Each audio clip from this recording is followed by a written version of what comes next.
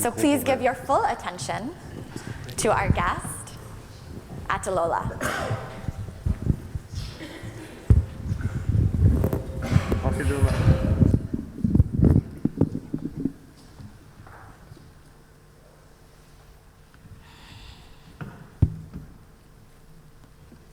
I am that girl whose mother told at the tender age of 8 not to touch the opposite sex as they were poison to my destiny, but blatantly refused to discuss anything further about sexuality, but believed that touchy subject should be left for the one who had the unfortunate honor of being dubbed biology tutor.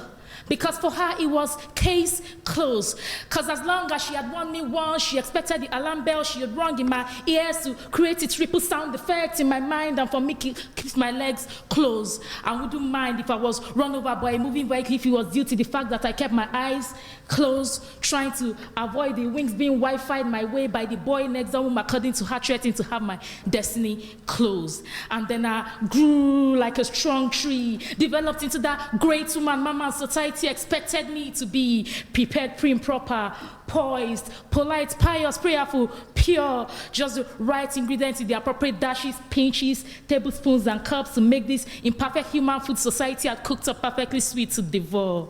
But you see, contrary to Mama's wish, no one was eating this exquisite dish. Even though everyone should have been falling, no one was fooled by what they could see. Because one thing Mama never taught me was how to be uniquely me.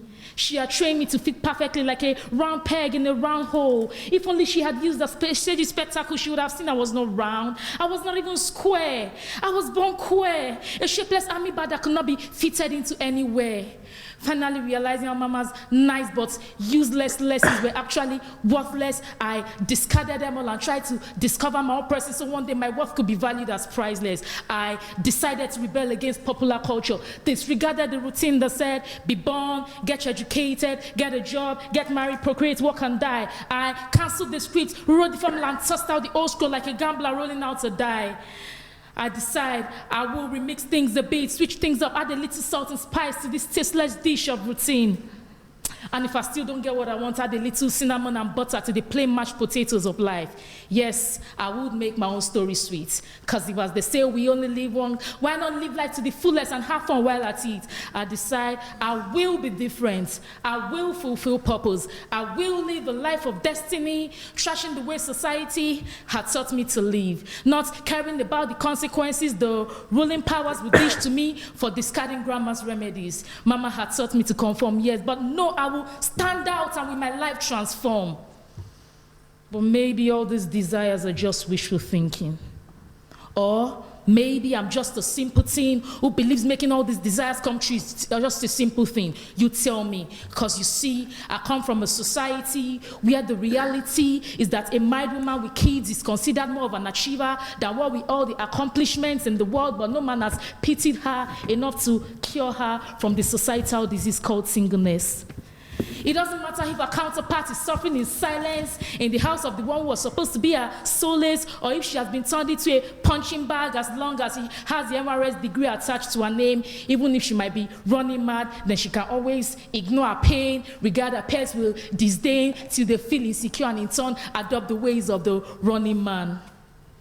After trying to prove myself worthy as a woman to society, it doesn't get better as I have to work twice as hard as the man in the corporate surrounding, victimized for everything I do, every action I take as something as flimsy as the fragrance of my perfume. I look good, I'm accused of being seductive. I play down my dress and they say I look drab and no man will find me attractive. I bag all the endless degrees in the world. They say I'm overambitious and as a woman I lost the objective.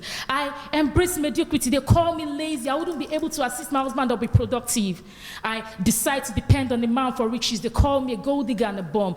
I aspire to be financially buoyant. They say no man will be interested in finding out where we're from. Oh girl, you're too flashy. You must hide all your worldly possessions under the bed lest you intimidate the man. Just take up your M class, fold it up and knot it with the shred of certificate that used to host the inscription of your almost first class degree, thanks to the lecturer who victimized you for missing just one class, but you were lucky enough not to end up as one of his victims who finished with just a flimsy pass. It's as if once you're a woman, there's no winning in this game. So I submit my fate to society's defeat. At least if I cannot be the head, I can tuck myself somewhere in the mediocrity and end up not being the feet. So I find myself changing my mind once again. I decide. I said I decide I'll be rich, I'll be poor, I'll be hardworking, I'll be lazy, I'll be ambitious, I'll be lethargic, I'll be sophisticated, I'll be simple, I'll be flashy, I'll be drab, I'll be anything you want just to fit into your ideals of what a woman should be. Forget about my shapeless shape and pretend to be round. And then I find myself in the merry-go-round and on the same spot running around and around and around in circles, and on the same spot running around and around and around in circles, trying to please this faceless but powerful norm called society, neglecting my dreams, being dead to who I really am and what I'm meant to be, till the dizziness acquired from the endless pleasing which has managed to grow a tree so fruitless causes me to have a fainting spell as society walks over me, steps away, and searches for its next victim. Thank you.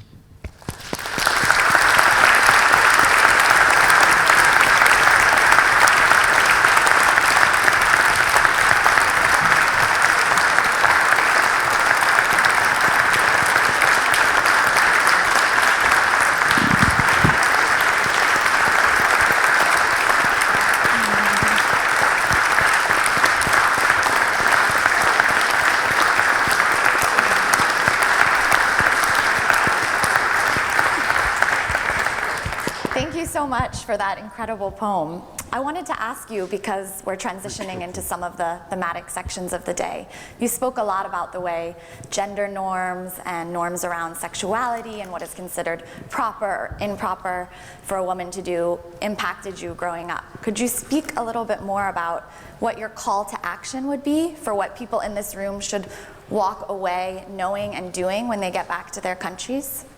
Yeah, I would say beyond making policies, beyond setting laws, I think we should actually take these policies, especially the ones that affect women, and the ones that, especially when it comes to domestic violence, gender-based violence, we should actually take these things serious. And when people err on the side of the law, they should actually be prosecuted for it, because I think we've paid enough lip service to this, especially in Africa. We've paid enough lip service, and it's time to take the actions and make sure people that actually disobey these things get prosecuted so that our women will be protected. Okay. Thank you.